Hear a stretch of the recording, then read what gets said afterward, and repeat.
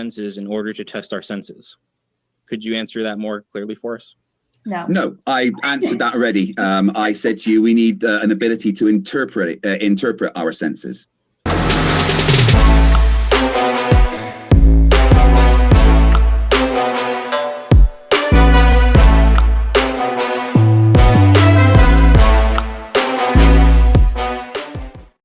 Hello, everyone. My name is Sydney Davis Jr., and I am your host for tonight's Professional Debater Reacts. We're going to start reacting to some debates on this channel.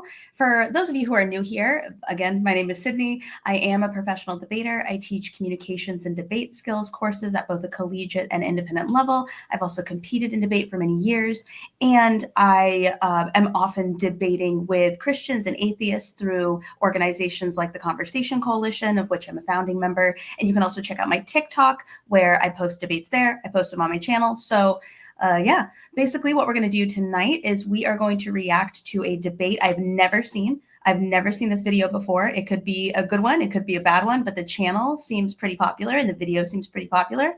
And this video is a Christian and an atheist debating the existence of God, but different from the conversations that I have with the Conversation Coalition or any of those debates.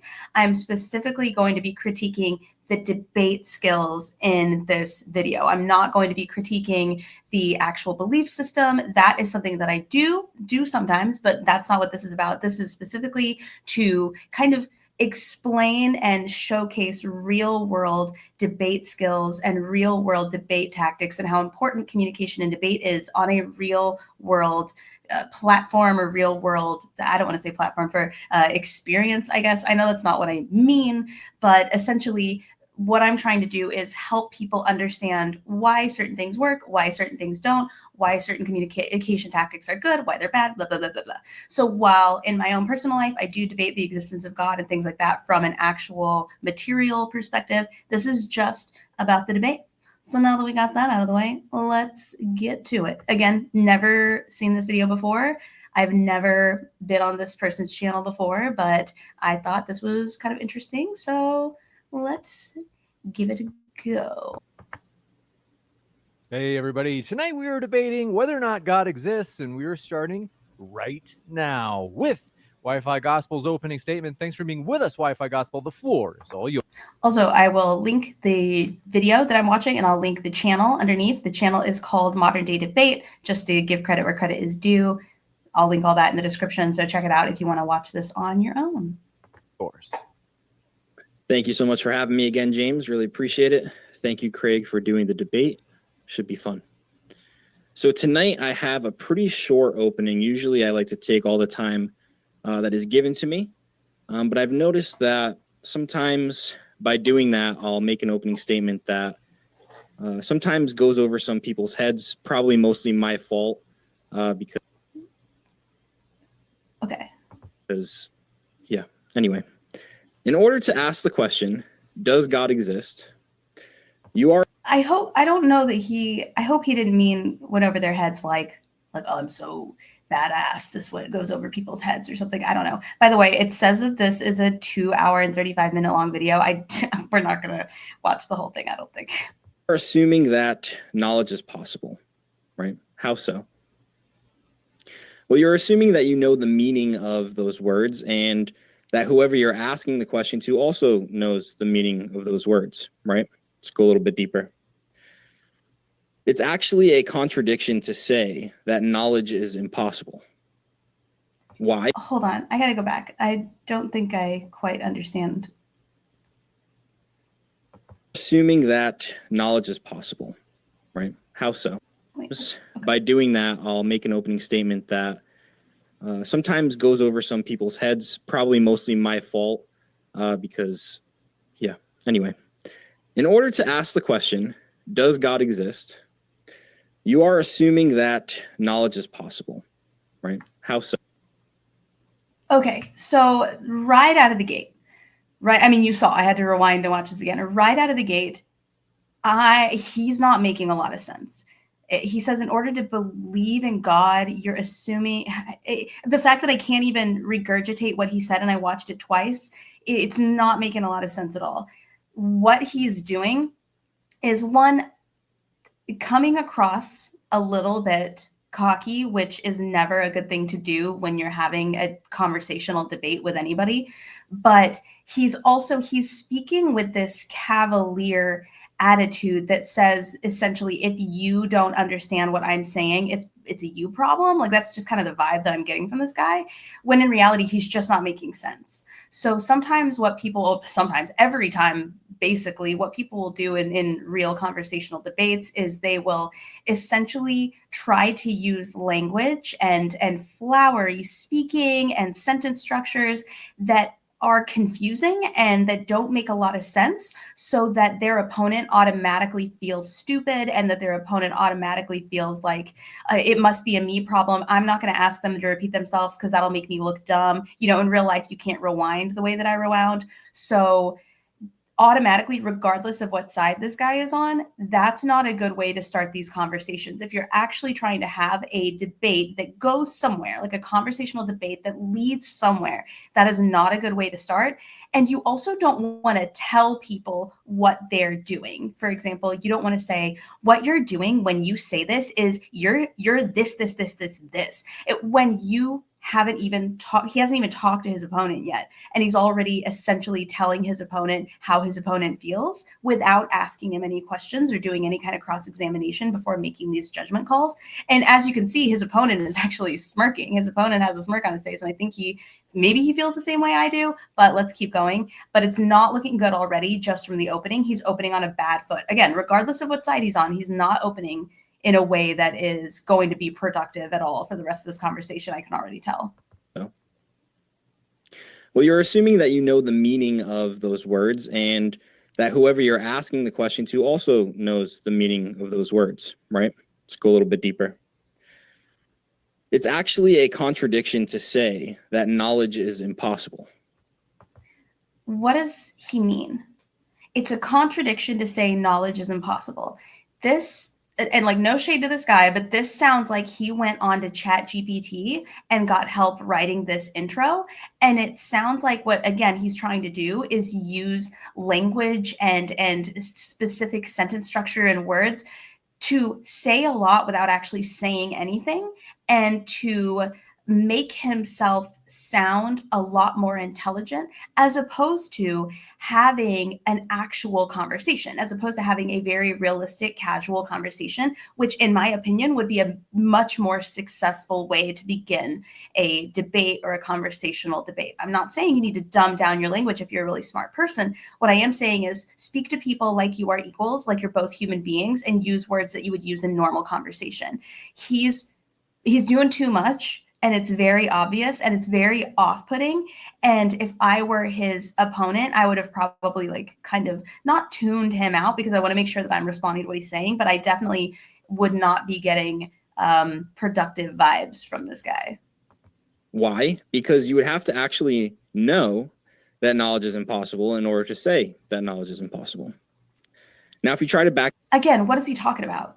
I'm writing this down. Knowledge is impossible. Like, literally, we've already lost what this debate is about. It's literally about, does God exist? And he's like, in order to know knowledge, you need to know knowledge, and you need to know it's possible, but impossible. It's like, whoa, this is not going well. But he thinks it's not going to go well for his opponent. It's not going well for him. Up and say, well, I don't know. I just think or believe that knowledge is impossible. What you've really admitted is that you could be wrong. And if it's possible that you could... See what I mean? He's just talking in circles and circles and circles and circles, and it makes me want to speed his speech up. ...be wrong, then it's possible, then knowledge is possible, right? Even the denial of knowledge presupposes the possibility of knowledge. So the statement, knowledge is possible, is necessarily true. You can't get around that. Oh my God. Sorry, that's crazy. I'll see it. I mean, I want to watch this person's ads to monetize them, but I'll remove that from the stage. What? Do you see what I'm saying? Do you see what I'm saying? What is he talking about? The question is, does God exist? And he's like, actually, you don't know anything, because by knowing things, you don't know anything, and you don't know anything. And you're like, what is going on? So I'm going to watch this person's ads and I'm going to edit them out, of course, but then we'll keep going. And say, well, I don't know. I just think or believe that knowledge is impossible. What you've really admitted is that you could be wrong. And if it's possible that you could be wrong, then it's possible, then knowledge is possible, right? This doesn't make any sense. Like, I'll say it, I've said it before, I'll say it again. And this is why so many debates just flounder and die. I actually think we've really lost the true meaning of what an actual debate is, especially conversational debate. But this isn't debate. This is somebody saying, because I'm pointing while I'm saying these things, that is truth. And even if whatever he's saying is true, we don't know what he's saying. We don't know. We don't understand what he's saying. Like, feel free to disagree in the comments, obviously, but I literally have no idea what he's saying. It is 2 minutes in and I feel like he said nothing. Even the denial of knowledge presupposes the possibility of knowledge. So the statement, knowledge is possible, is necessarily true. You can't get around that. And so he says things like you can't get around that as definitive statements. He's trying to basically build the foundation that he's correct. And we see this. I can tell you automatically that this guy probably watches very specific people because of the way that he just makes a statement and therefore it's true and therefore you're wrong if you disagree with what he's saying. Very off-putting, doesn't make for a good debate, doesn't make for any kind of valuable experience, doesn't make sense, has nothing to do with the existence of God. So. But here's the issue. This statement is not a problem if God exists. Why not? What are you talking about? If there is a God who has created the universe and humans with the intention for us to know him and know the universe, it follows that he could reveal things to us such that we can know them for certain. And it also such that we can know them for certain. That's ChatGPT. Follows that we would be able to use epistemic theories such as empiricism in order to know things. This is another thing that makes me absolutely friggin' bananas, especially when you're talking about religious debate like this, you know, whether or not God exists.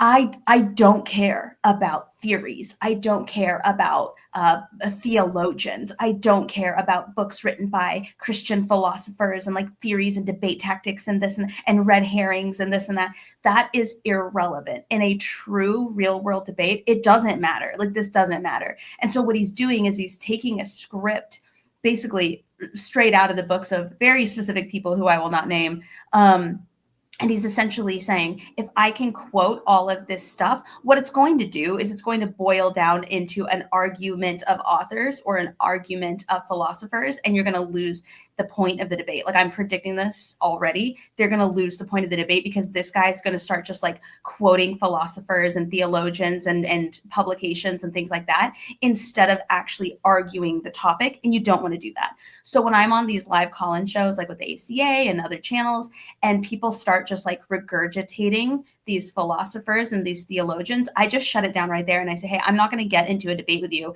about author versus author. You can publish, anybody can publish anything. I can publish a book tomorrow. That doesn't make me a philosopher, right? That doesn't make me correct just because I published a book. It's what I published the book about that is what matters. But what this guy is going to try and do, and what happens all the time, is he's going to try and say, well, you don't know who this author is. You don't know who this theologian is. You don't know who this philosopher is. You don't know who this like publication is. You don't know what this historical document is. So therefore you're wrong. When in reality, that's not what we're talking about here. We're talking about, does God exist? And I'm not going to waste my time comparing books with you when it doesn't matter. We're talking about something else. The difference is that we, an example of empiricism, don't have to rely on our senses in order to justify our senses. He's talked about empiricism. He's talked about senses. He's talked about all this stuff except for the question. Oops. And so as a Christian or as someone who believes in God, how do we know that our senses are reliable? Because God has created the universe and humans with the intention for us to know him and know the universe. And how do we know that's true? I would love to hear it. The impossibility of the contrary. Because if it were not true, knowledge would be impossible And we know that that statement itself is contradictory. What? Sorry, headphone users. What is he talking about? What is he talking about? Like, again, not even attacking the aspect that he's the Christian in this argument. I'm attacking, he doesn't make any sense. This doesn't make any sense. If I were judging a debate round at a tournament right now, I would be just filling that ballot with how I have no idea what the hell this guy's talking about. This is crazy. Like, I'm sorry, this is wild. I'm a little bit surprised nobody has stopped him. Like, I don't know. I've never been on this channel before, so I don't know if this moderator gets involved at all. But I'm a little bit surprised nobody stopped him and been like, I'm so sorry. What? I'm interested to see what this Craig person says in response to this. So again, if there is no God, then we cannot use revelation as a way to justify how we know things. To just Did he like revelations like the book of the Bible, or revelation like I'm having a revelation? Justify our epistemic theories. And thus, again, epistemic theories, just one of those, he's heard this somewhere, either ChatGPT pulled this up or he found it on a channel or something like that. And he thinks that knowing these theories are going to be what like causes him to win, when in reality, again, it's just going to devolve into an argument or a debate of theory versus theory, as opposed to actually the meat of the topic at hand. We are stuck with autonomous epistemology, the view that human reason, experience, and sense perception are the ultimate standard for truth and knowledge. So how does one using autonomous epistemology answer the question, how do you know your senses are reliable? Because in this question, the reason we ask this question is when somebody tries to use empiricism as an epistemic theory, meaning, again, empiricism, epistemic theory, yada, yada, yada. This sounds like ChatGPT. This is not this man's original content. that we can know things based on empirical observations and data. So the only answer that most people have given me is that they observe past Answer to what? Answer to what? instances of their senses being reliable. You ask other people if they experience the same things that you're currently experiencing. In that we have doctors that use machines to test our senses. The problem is, in order to observe any of We have doctors who use machines to test our senses. those tests or measures, you would have to actually use your senses, the very thing in question. Think about it. The first one, observing your past instances of your senses being reliable. In any way of do that, you're relying on your memory, you're relying on your past use of your senses, right? Your senses could have not been reliable. How do you know that? If you're asking other people, the way that you get their experience, whether they write it down, whether they speak it to you audibly, you have to use your senses in order to take that information in. And then the same thing again with doctors that use machines. In order to read these machines, in order to get this information from the doctors, you have to use your senses, the very thing you're trying to prove reliable in empiricism. And that's why we call it circular reasoning. The justification assumes the thing it's trying to Oh my God. Do you see what I mean? Do you see what I mean? Like, oh, that's why, like, empiricism and circular reasoning and this and that. He's lily pad leaping from theory to theory to theory to theory to theory to theory to theory instead of addressing the question. I'm not asking you about doctors and machines and illness. I'm not asking you about any of that. I'm asking you, does God exist? And so far, I've heard nothing. I'm guessing the only thing I could think of is that at some point, the response or the point of all this is going to be his senses tell him that God is real, and his senses are also right about a lot of other things. Therefore, he trusts his senses. I think. justify. You can't do that. It's a logical fallacy. Oh my God. So I'll just end it with this. Very simple. Either God exists or God does not exist, right? It's a true dichotomy. It can only be A or B. Not A or not A. And it is not true that God does not exist. How do we know this? We go back to our examples. In autonomous epistemology, I use empirical. There was no example. He's like, how do we prove that God exists? Let's go back to our example. What examples? What examples? What examples? Look, he's going to say empiricism. He's going to say autonomous epistemology. He's going to say logical fallacy, blah, blah, blah. He's going to circle the drain. And then he's going to sit back like, And then when this guy comes back, hopefully, and is like, buddy, you said a lot without saying anything. This Wi-Fi gospel guy, his argument is going to be, oh, so you didn't address anything about epistemology and like he's going again. He's just going to like argue like point versus point as opposed to content and substance. God, I don't know how they sat here for 2 hours and 30 minutes. Racism is a quick example.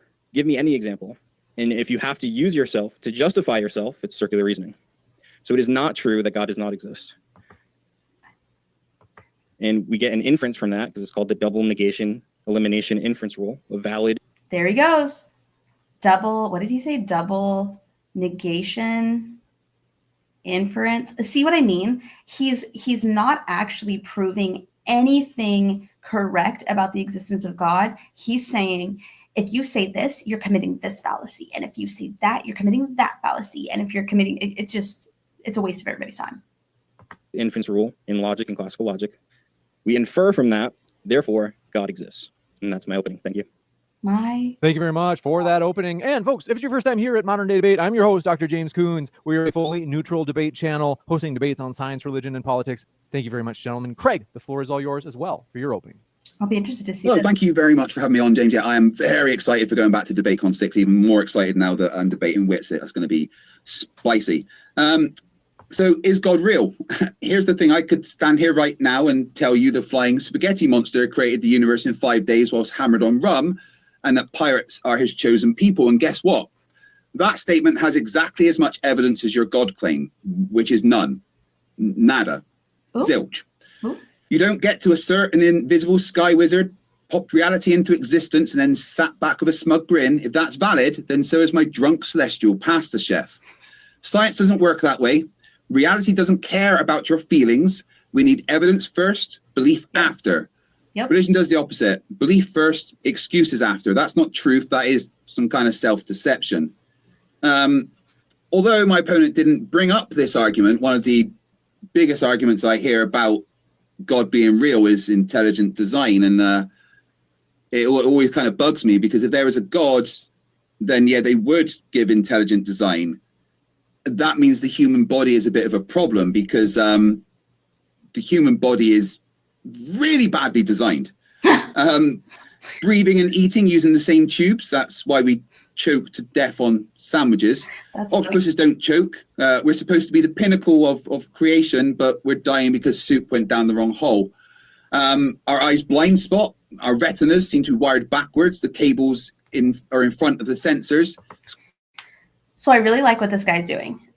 What he's doing is he's being funny and personable, but he's also giving very clear examples of what he thinks means there's not a God. He's answering the question. He's giving humorous but realistic examples of exactly what tells him in the words that he needs to hear and what he needs to know, that a God is not real and there is no such thing as intelligent design based on how unintelligently designed we are. This is an opening speech. And I'm, again, not even siding with him because he's the atheist. I disagree with a lot of atheists, and I think a lot of atheists are bad debaters. But what he's doing is he's not allowing his opponent's opening statement to really bog down the conversation. He's going to make his points, and then I bet he's going to loop back around and mention some things that his opponent mentioned, because there's really not a lot to address there, because not a lot was said. Like, a ton was said, but not a lot was said, if you know what I mean.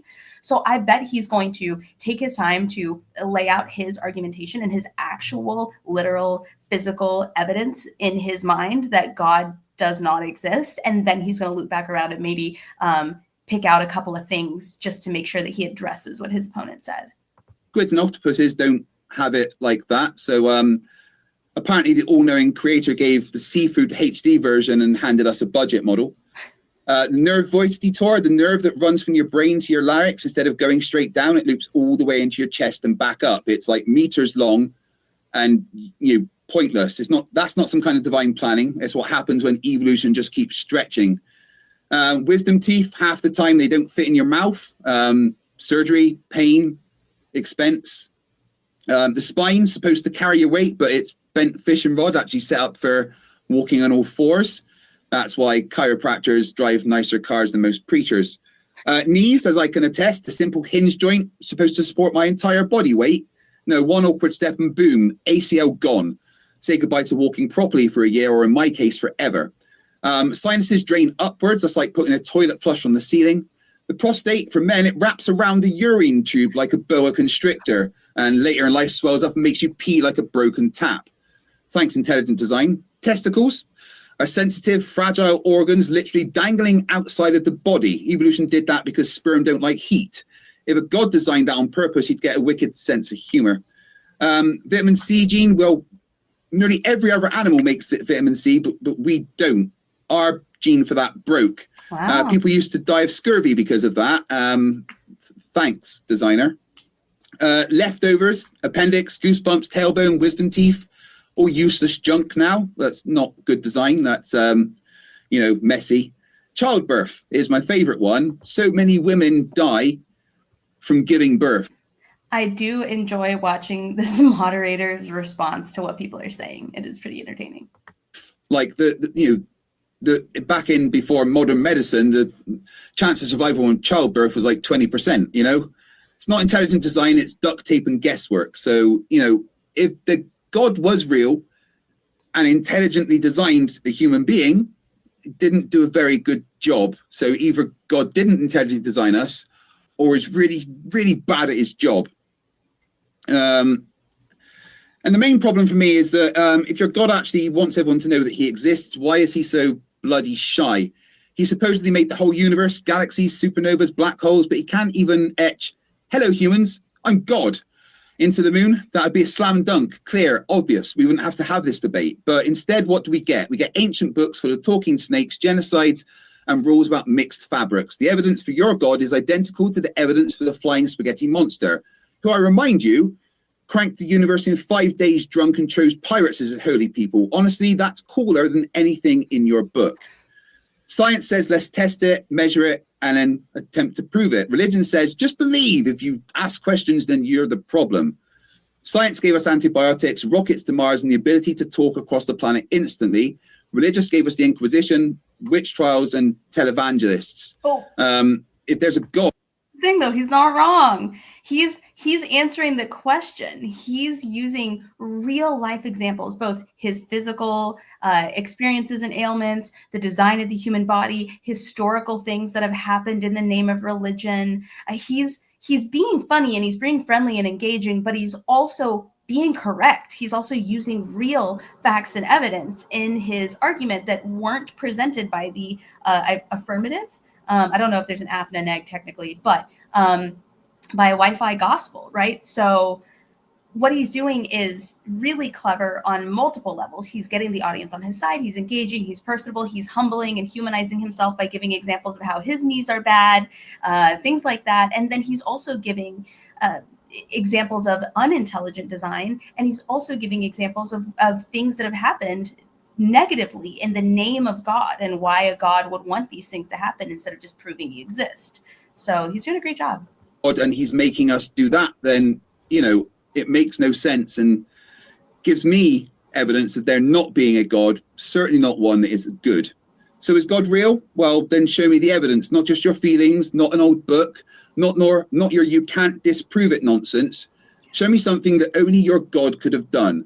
Until then, your God has the same credibility as Zeus with a hangover, Thor swinging his hammer, or the flying spaghetti monster, who at least had the decency to get drunk and whip up the universe in 5 days flat. So here I stand, evidence over myth, science over superstition, logic over fairy tales. And if any God really wants to make me believe, do me a favor. I'm currently doing a membership drive. I've been going for about 6 hours, and every membership adds 3 minutes. So if there is a God, can you just scroll more members across the moon for me? Thanks. Cheers. Thank you very much for that opening as well. Folks, we are very excited. I got to tell you, both of our guests are linked in the description. Just so you know, not only that, but as I mentioned, Wits It Gets It and Fight the Flat Earth Collide. This was just confirmed today. It'll be at DebateCon 6. That tickets link is in the description box and pinned at the top of the chat here at Modern Day Debate. With that, gentlemen, we're ready to rumble for the open dialogue. Although I gotta say, do me a favor, or remember, just to be sure that they can hear both of you. Oh, wait, I did want to ask, you guys, in terms of the Q&A, I mean, do you want this to be a hardcore match, or are you kind of like, hey, can we keep it like civil? Let me know. James, I don't care if people insult me. Do you think I come to modern day debate and expect people to like me? I'm aware what the audience here think of me. Listen, I'm here for the hate. this is my first impression of this guy, and he's fantastic. And again, I'm not saying this because he's an atheist. He's just really funny and personable and likable, but also a good debater. I'm probably going to ask him if he wants to come on my channel. I wouldn't be surprised if he's too big of a creator to be on my channel, but I'll ask him. I'll figure out. He said they're linked in the description. I'll find out how to contact this guy. Because, man, this is just a delight to watch. And do you see what I mean? It's not a delight to watch because he's an atheist. It's a delight to watch because of his personality coming through, because of his communication style, because of his fearlessness, because of all the things that make somebody a really successful debater. It just so happens that he is also an atheist. So let's keep going. I'm in love. I know you like it, but to be fair, with Wi-Fi, it's okay if you're kind of like, I actually find value in civil debates. That's reasonable. You're not a wimp if you prefer that. If Craig raises his voice once, I'm out. I'm just kidding. No, it's shut the fuck up, you idiot. Yeah, we're good. We'll have a good time, folks. Okay. Do you see how much this man's face changed when he's not reading off a script? He smiled, he made a joke, he chuckled. It's interesting. This is something I run into a lot during these theist debates, and this is one of the ways I can always tell they're reading off a script. Their personality totally changes and dries up and gets really serious, and they seem like while they're reading these scripts on how God is real or evidence of God, they're not having a good time. They're not having any fun. But the minute it became about this guy and his personal opinion on how he wants this cross-examination to go, he lightened up, which is great. I want to see that side of this guy. Still want to ask if you could keep the super chat civil nonetheless. If you have a question for the Q&A, we'll do the Q&A at the end. You can use either tag me at Modern Day Debate in the live chat, or super chats will be read first if you want to put a question in that way. Gentlemen, the floor is all yours. So your main thing was that, and I don't want to straw man you here, so let me know if I'm wrong, is that we can't have knowledge without God, right? I just want to point out that he did something that I talk about in my debate videos here on this channel. You can go back and watch. I'm not making this up. He's repeating back to this guy what this guy is saying, and then he says, correct me if I'm wrong. He makes sure that he's repeating back to this guy exactly what he heard, exactly what the guy said, and he's opening the floor for that guy to correct him if he's not saying the right thing. So that just goes to show you that is a valuable tactic. You do want to make sure you understand your opponent, and you do want to give them the chance to backtrack on what they said once they hear what they sound like. I talked to Godless Engineer about this. You can see my interview with him about debate. I've talked about that in some of my debate videos here. I know I've talked about it on TikTok, but he's saying, correct me if I'm wrong, this is what you said. And I'm willing to bet that Wi-Fi Gospel is going to change a little bit about what he said once he hears what it sounds like coming from somebody else. Let's see. I cannot click. That we can't justify the existence of knowledge, or that knowledge is possible without God. But that's just a circle. You're saying that God is real because knowledge needs God. And I know that because God is real. I mean, that's not an argument. That's just circular sort of reasoning and literally just presuppositional nonsense. Knowledge is a justified belief because we've tested things against reality. We gain knowledge by doing science and making predictions and then testing those predictions. Knowledge does not require anything to have given us knowledge. Your argument is literally just circular reasoning that, well, we can't have knowledge about God, therefore God. Well, you're saying that you can have knowledge without God, right? Yes, I just explained. Knowledge is just justified true belief. Yes. So I have the knowledge that this lighter, if I let go of it, will fall to the floor. And I know that's a justified true belief because I've tested it many times. There you go. It did it then. It did it again. It did again. I have knowledge that this lighter will fall down if I let go of it. It is a justified true belief that I didn't need a deity to tell me. Yeah. So you're relying on two things, empiricism and induction, but let's just talk about empiricism first. In my opening statement, I asked a question, because empiricism relies on sense data. How do you know that your senses are reliable? because we test them.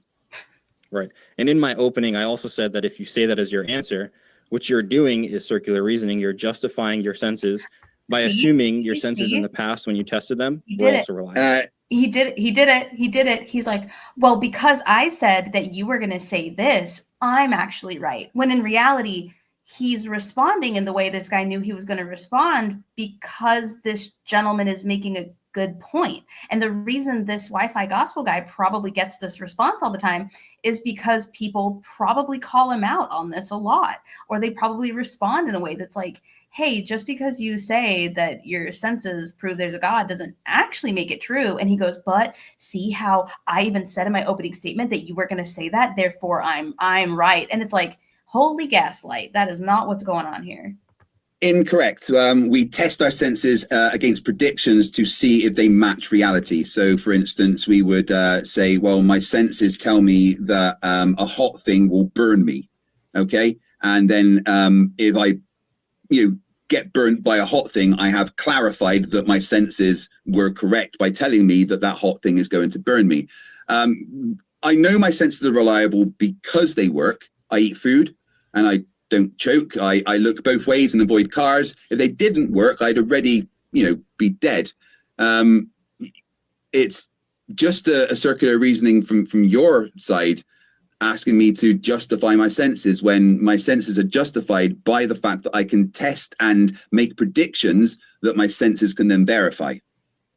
Right. So when you test and make a prediction, like your stove example, when you make a conclusion about your test, what do you use to make that conclusion? How do you observe that conclusion? We analyze it to against our prediction and the results. And what are you using to analyze it? Evidence. Whatever tool that we used. I would use my eyes to look at something. I know my eyes work because I drive a car and I don't crash into things every day. In fact, I know my eyes work because we use science to make these glasses to make sure that my eyes can work correctly so that photons can enter my eyes. The photon receptors at the back of my retinas can convert that to electrical signals to my brain to allow me to see. I know objectively that is a thing that happens because I am looking at my hand right now and I want to touch it and it happened. I love when really good debaters do this, when they actually know a lot more about what they're talking about, but they save it for later because it's really not relevant to the conversation until it's brought up in this way, where someone's like, well, what about this? And they go, okay, fine. Now I'm going to blast you. Now I'm going to blast you with knowledge and facts and experience and things like photons. So that's great. There's nothing presuppositional about. It's also evidence that you don't need to come right out of the gate swinging. You just need to talk about the relevant aspect of the answer to the question. You just need to answer whatever the question is, or make the point you're trying to make. And then if it boils down to kind of a nitpicky argument like this, that's when you come out just guns blazing. Right. So you don't need to just blast everybody with your energy right out of the gate. You can save that for later, and that doesn't make you wrong. You can save that for later, and it might actually be a little bit more powerful because you're proving a point and you're bringing out stuff that you never said before and they didn't know you had kind of in your back pocket, and it can actually work really well in your favor. So if you're ever in a conversational debate or a competitive debate or a YouTube debate or whatever, just remember, you don't have to come out just blah, blah, blah, just littering the board with all your points. You can just stick to the facts. You can stick to whatever is relevant and then blast us with additional stuff. About that, there's no circular reasoning about that. I can test it against reality. I can make a prediction and see if my senses are able to do that. So, your argument of my senses aren't really reliable because I have to trust my senses for my senses is missing the point that we can test our senses against reality. Do you, I don't want to talk past each other and I don't want to ask the same question over and over again. So I'm trying to get it from a different angle. Would you need reliable senses in order to test your senses? We need a reliable way to interpret our senses, which is what we have developed over times. I will say this. This gentleman, this Craig gentleman, is actually being very respectful to this guy's questions. And I like that. And again, not because he's the atheist, just because that's a good that's a sign of a good debater. When somebody can ask you a question, you heard me, I went, what? Oh my God. When somebody can ask you a question like that, and he kind of blinked to make sure he understood what he was hearing, and then he addressed the question the guy asked, whether or not he thought it was relevant, whether or not it was valuable for the conversation, he addressed it, and he addressed it politely, and he addressed it very firmly. I think that's great. I think it's a really good response. And I think it's a really good, I don't want to say tactic, but it's a good skill to have, and you can develop that skill. So I just wanted to point that out. I think that's really great. For instance, going back to the fire, I put my hand over something hot. My senses tell me I am getting burned, and I move it away. I know that's a fact, and I can make a prediction what will happen if I ignore my senses. I will get a blister on my hand. Right? I know my senses are reliable because they relate to reality and the world around us.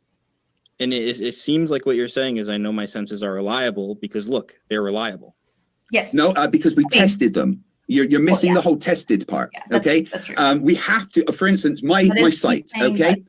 I know that my sight is reliable because I sat in an optician's chair for 96 minutes while they tested my eyes over and over again to make sure that they receive photons in the correct way by putting corrective lenses over them. My senses were tested against reality, against an observable reality that is a measurable thing that is done so that everybody can see correctly. If this didn't work, again, I would be crashing into walls instead of driving my car properly. My senses work. I know they work because they've been tested. Now, here's another quick thing. I know my senses work because I know when they stop working. For instance, I'm going a little bit deaf, and I've noticed this. What he's doing here is also a really great thing to include in a debate. He's not only proving that what he's saying is accurate and that his senses work, and how does he know his senses work, but he's also saying, I can prove that my senses work also because I notice when they stop working, right? And I think that's a really great way to approach an argument or a debate. Is it's less about proving that something is real and more about proving that something is clearly not real because of this. I feel like I phrased that wrong. It's less about proving that something is the way that it is, and it's more about proving that something can cease to be. Therefore, whatever it is you're trying to prove is actually accurate. Like, I know that this thing is real and that it exists and that it works and that it functions because when it stops functioning, it really fucks up my life. But what he's saying is, what he's proving is real is the lack of existence of God, right? He's not proving that God's real through this means. He's saying, here's how I know my senses work, because one, they work, and here's a bunch of examples that are very realistic and legitimate, but two, because when they stop working, my life goes to shit, basically. And I think that's a really fantastic way to approach any kind of argument. Is here's how I know that this is true, positive, positive, positive, positive. Also, here's how I know that negative thing proves it, and negative thing proves it, and negative thing proves it. So excellent. I've noticed that I can't hear things as well. People have to repeat things to me a lot more often. I am getting my hearing tested. I know my senses are reliable because I know when they stop being reliable, and I have to get them fixed. Awesome. Yep. And I would just say that what you're doing is telling us what is the case. And my question is asking you to provide a reason for the case, a justification for the case. And when you keep going back to testing, when you keep going back to testing, I asked you a question that you didn't necessarily answer directly.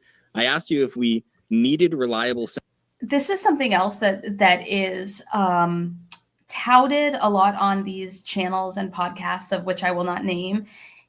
He's not even proving his point. All he's doing is talking about the other person's responses and presentation. He is not saying, but through this, wouldn't that be a sign of God? Or like, wouldn't you agree that this and that and the other is a sign of God? Or wouldn't you agree that this could arguably be used as evidence to support that God is real?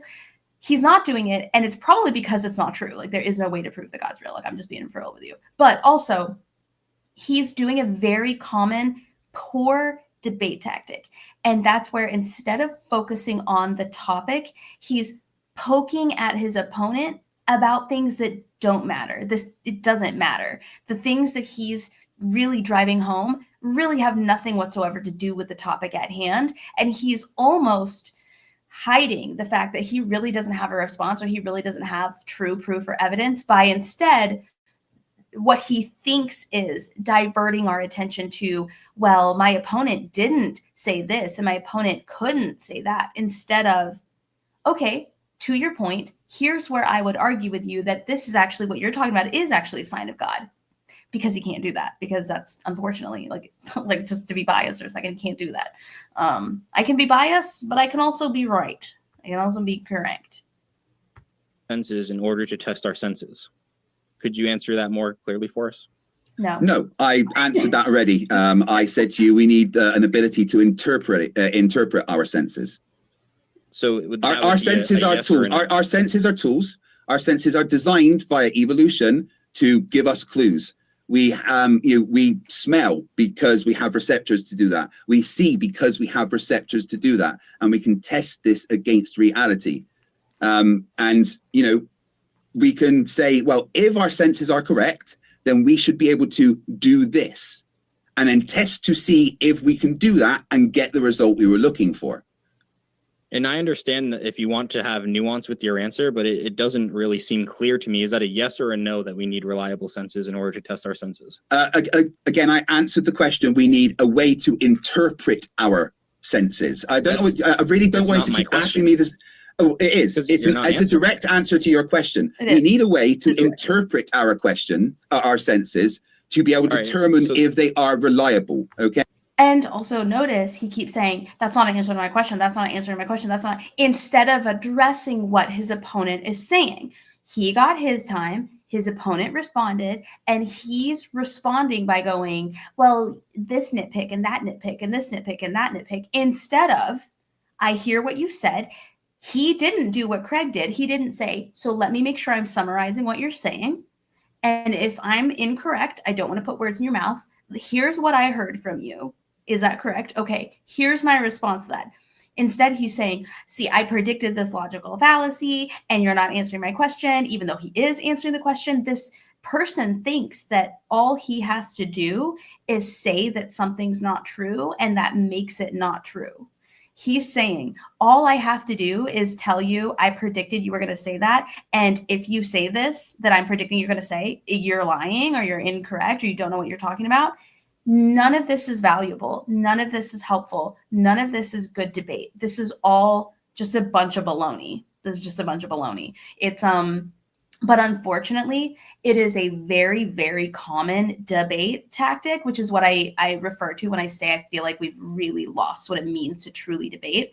And we see it all the time, and it's useless. Like, I'm to be just completely and totally fair. Like, I'm not trying to dunk on this guy or anything. It's a useless tactic. What he needs to do is he needs to take actual debate courses or something. He needs to somehow get better public speaking and communication training in order to really amp up his debate skills, because right now I was able to predict from the very beginning what he was going to do, and so far we're an hour in almost, and that's what he was doing. So, and meanwhile, his opponent clarified to make sure he understood what he was saying, addressed the points that he's asking about, even though what he's asking about has nothing to do with the topic at hand. He's still being respectful and answering his points.